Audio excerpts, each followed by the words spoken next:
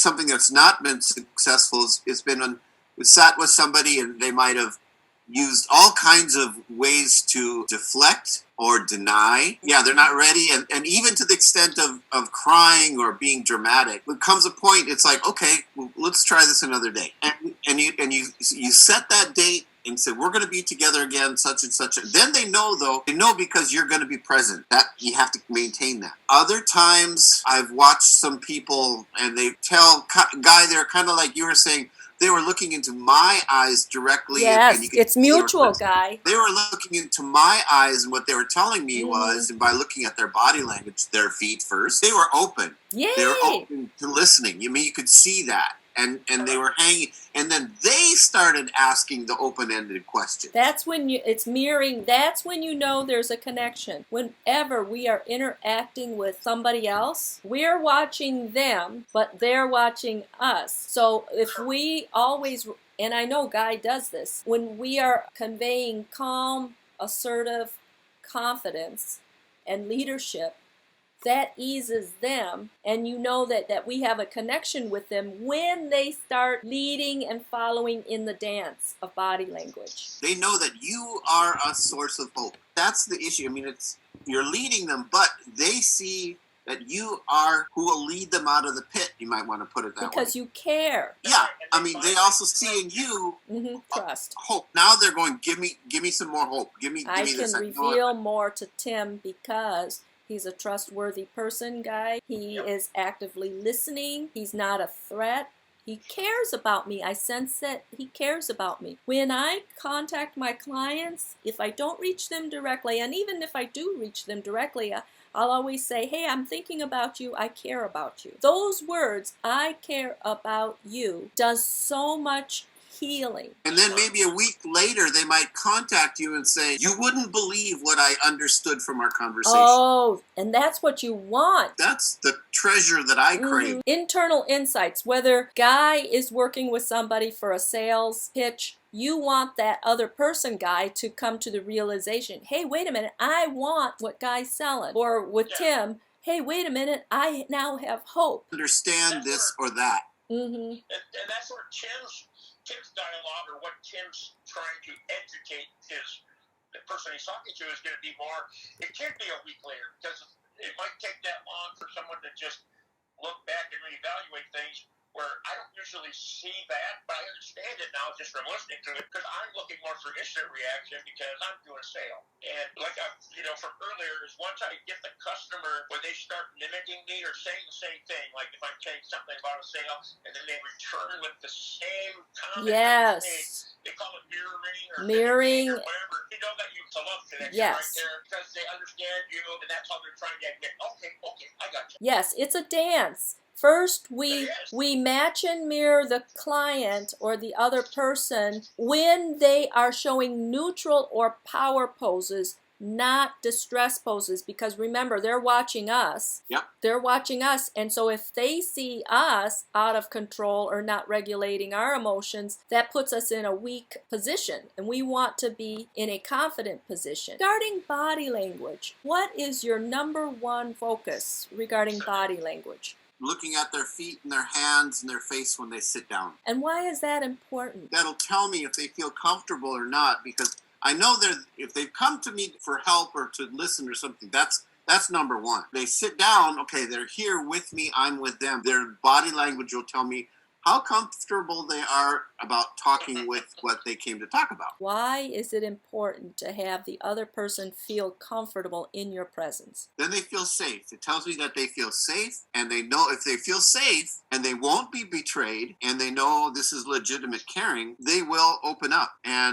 deeper than they realize once they get started. They have to feel safe. Comfort and safety. What are other important areas of focus when you're using body language? There, again, we talked about culture before. I will look at their eyes. I will look at their feet. I will, if they blush, you can't control that. That's something that's kind of interesting. Through open-ended questions, you can hear in their voice, especially in their voice, and their answers, if they still feel safe. And they'll also they're going to give you clues as to how safe they feel and how much more they'll allow you to probe. Now, Tim and I have brown eyes. I have darker brown eyes, and Tim, you have wonderful brown eyes. Guy, what color eyes do you have? I have green eyes. I have the hazel. Okay. So, Tim, you are really in people's intimate zone when you are speaking to them. Can you notice people's pupils? And if so, what do you notice about people's pupils? Because you're kind of close to them when you're interacting with them. I never look at pupils. I'm looking more where the direction of their looking Mhm. down. I've never gotten in that close because I've Mhm. been kind of trained with things, physical presence, that we're not kind of allowed to get that close. And I see. would feel a little uncomfortable. Okay. So I'm looking more about where they're looking, and I'm also, again, listening to how they're answering the question. Pupils can be very important, especially in law enforcement. I'll tell you a story. My ex-FBI mentor, Joe Navarro, who is one of the leading body language experts, when he was interviewing and interrogating spies and bad guys, many of them didn't want to give up the intel, of course. So he was interrogating one guy who had light eyes. It might have been blue, I'm not sure. And that guy wouldn't give up the intel. So all Joe Navarro had to do was to show pictures. So let's say it was Guy, because he has the lightest eyes. And Guy says, I don't care what you do to me, I'm not giving up my buddies. Then Joe shows him Tim Mason's picture. And Guy shows him. Then Joe Navarro shows Guy Jeanette Gadotti's picture. And Guy's trying his best in the body language not to reveal that, hey, these are my Coon Rapids High School buddies and classmates, and now we're connected through Facebook. Joe Navarro could tell from Guy's reaction and his pupils, because his pupils opened up and became larger when he saw Tim Mason's picture and Jeanette's picture. So even though Guy didn't want to squeal on us, he did through his body language. That's right. No verbal. No verbal, just the expansion of his pupils. And that's very telling for light-colored-eyed individuals. Yes, Tim and I might be able to pull it off because we have darker pupils. So we heard a little bit about your areas of focus when you're using body language. What's your long-term desire regarding body language? What I'm looking for, it corresponds with the sound of their voice and the sense of their questions. I will look for a relaxed body. I don't want to see clenched up arms, clenched up fists. I want to see feet that they're open for me to be in their presence. If somebody's always sitting on the edge of their seat, that sometimes might be constantly telling me that they're not relaxed at all. Or they might have to go to the bathroom. It's called a runner's edge or runner's start. When you're on the edge of your seat, it's suspenseful, or you're getting ready to get up and go. If you guys were in track, I'm not a runner at the runner's block. Imagine you have an imaginary quarter on your finger. Tim, do you have an imaginary quarter on your finger and you're going to flip it? Yep. Okay. So on the count of 3, 2, 1, you and I are going to, and Guy, all three going to flip it. Okay. 3, 2, 1. Flip it, catch it, slap it down on your palm. Rub it for good luck, guys. Okay, now reveal your quarter. Tim, do you have heads or tails? Tails. Guy, what do you have? I got heads.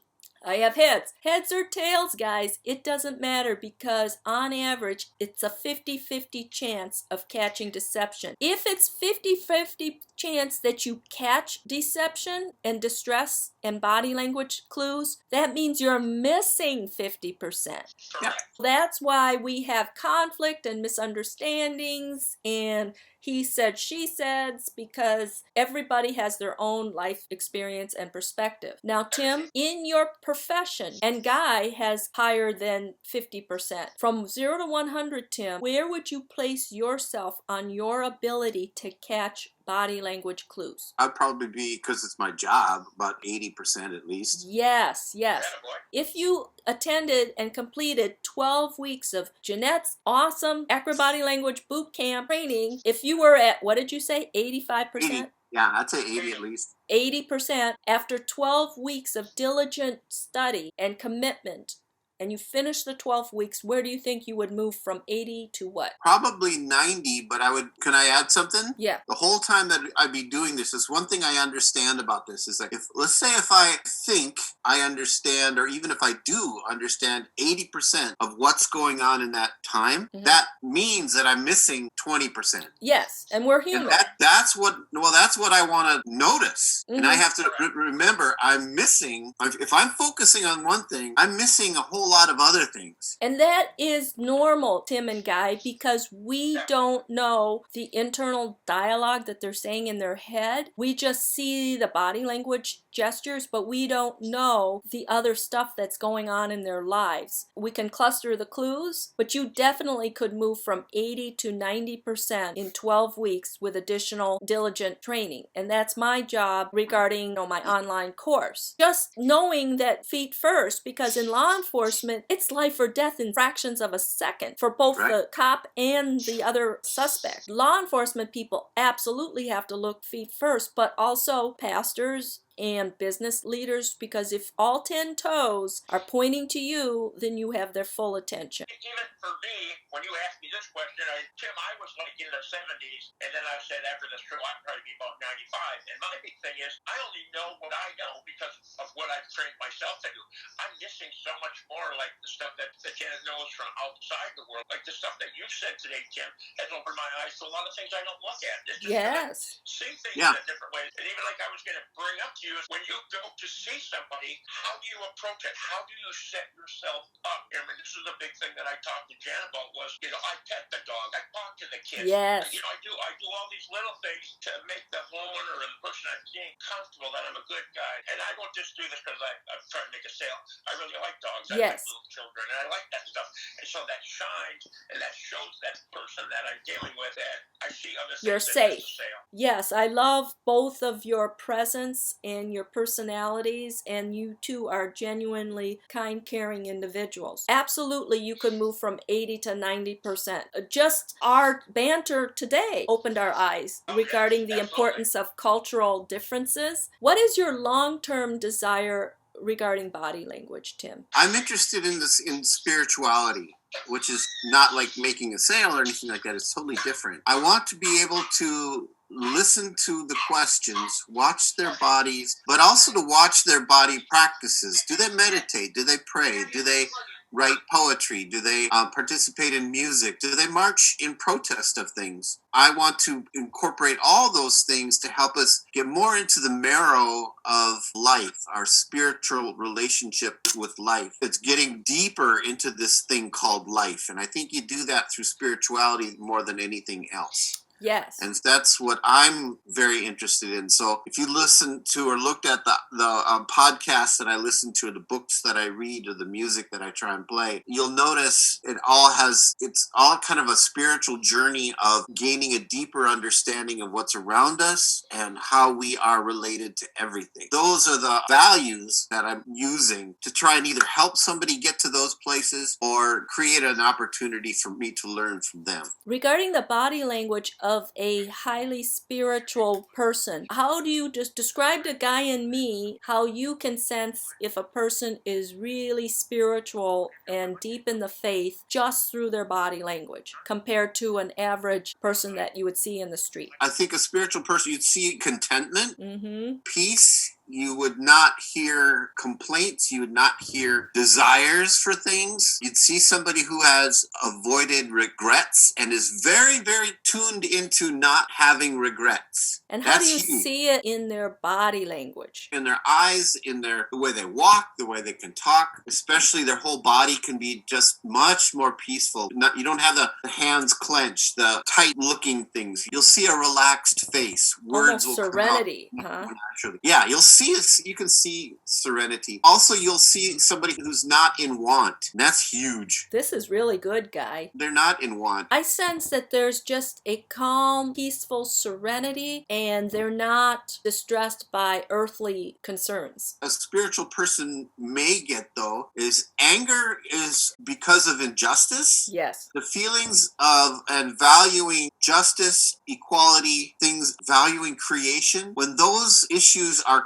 compromised or threatened, a spiritual person can sometimes get just as angry, if not more angry, than somebody who has some other motive. And I know for Mother Teresa, she suffered from depression. So even though she devoted her entire life to helping children and the poor, she herself suffered from depression. In many cases, questioned God. Oh yeah, I mean, the opposite of faith is control. If you desire control, then you're not looking for faith. Faith has no role.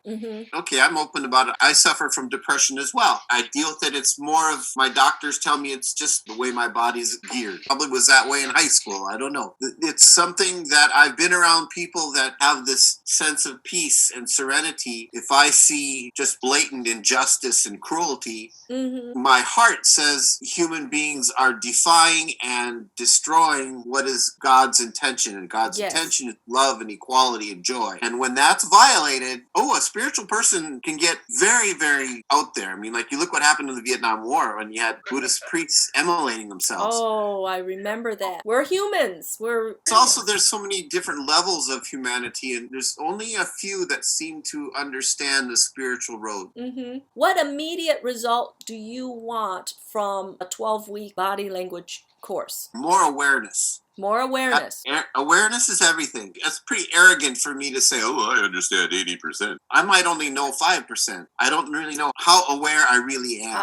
I think that's an accurate assessment that you gave of yourself, because every day, Tim, and every day, Guy, the three of us practice our body language skills because of our careers, our occupations, and experiences. So that was fair. An immediate result is awareness. What would be another immediate result that you would want from 12 weeks of awesomeness, Jeanette Gadati, body language training? I would like to know what my weaknesses are. I know what I'm seeing, but there's a whole lot that I'm not seeing because I don't know my weaknesses. So am I not listening for the right thing? When we are interacting with other people, Guy and Tim, we see them. We don't see ourselves and how our own bodies are reacting in the dyad or in the dialogue. So just being aware of what we project and making sure that it's in the best impression so that we get the outcome that we want. You nailed it on the head,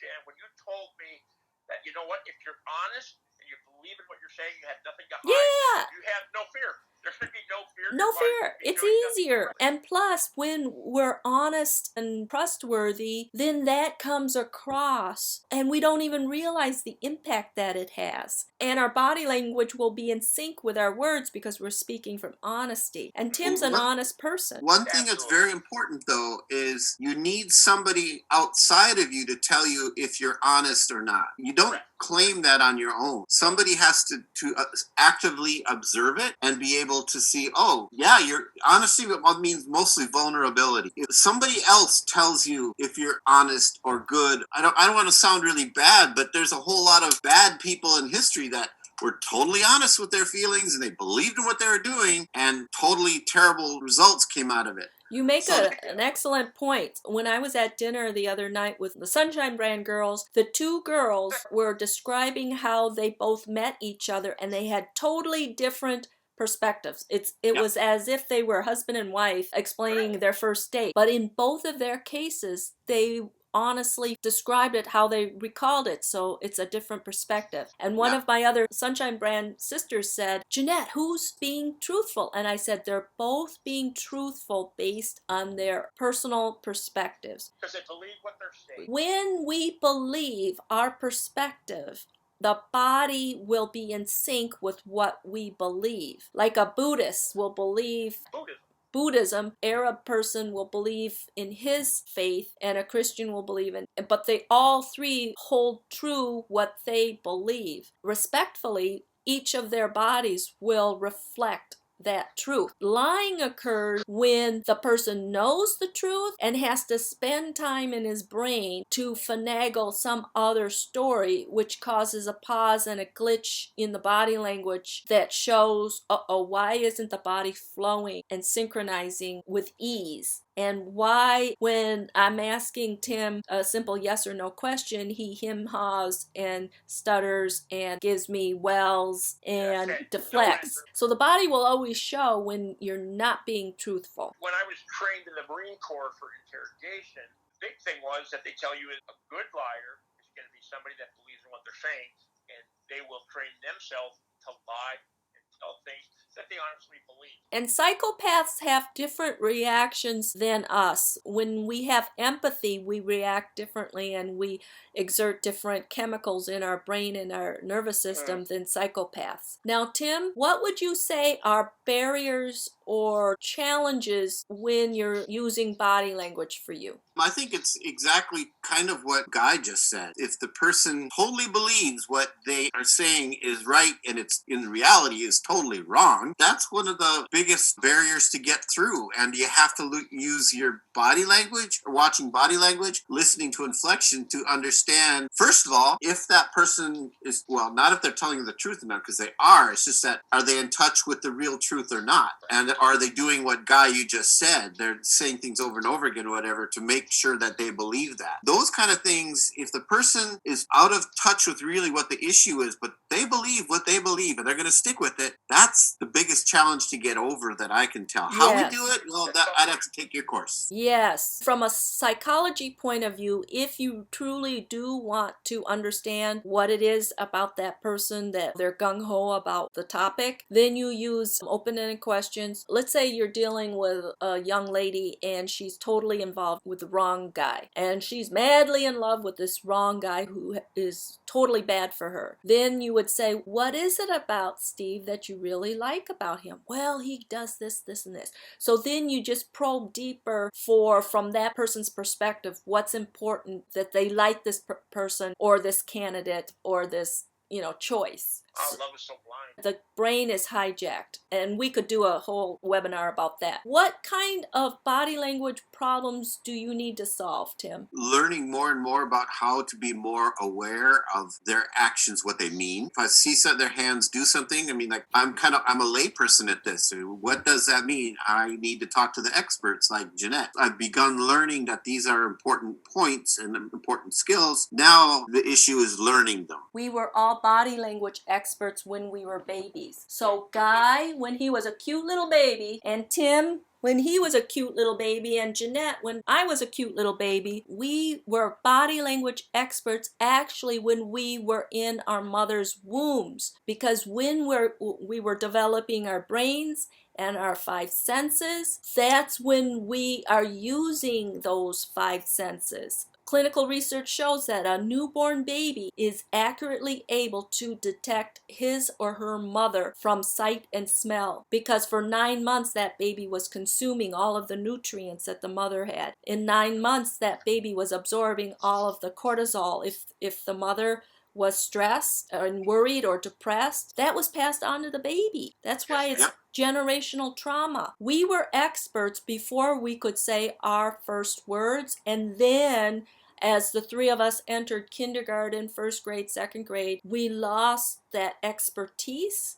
And now, as 61, 60, and 59-year-old full-grown adults, we are amateurs. If we knew it from the beginning, guys, that means we can reclaim our birthright. We can reclaim what we are born body language experts. Born. It's our biological language. It's our original language. It's our rightful language. And it's our natural language. It just means we got to get back on the bike and learn how to ride it. You knew it then. You just got to regain your fluency.